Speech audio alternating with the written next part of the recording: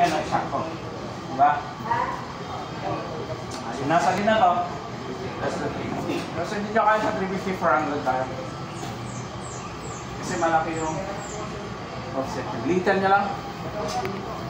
Litan nyo lang. Okay, so nakuha na natin yan. Ano?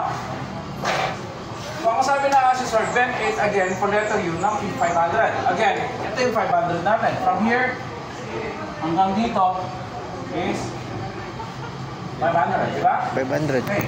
So ito yung 500. Saan tayo magdidita ulit dito? Doon. Dito, ano? So minus 6 and then bend it here. So dito, bend nyo dito. Hindi dito ang minus 6. And pag nakuha nyo na yung na-impression na dito sa 700, look at before you get for LC. Pero syempre, kailangan i-try nyo yung dito. Clear tayo? Okay. So ang gagawin nyo, ikakat natin ito dito hanggang dito lang. Go for, again, offset. Tapos bend ulit.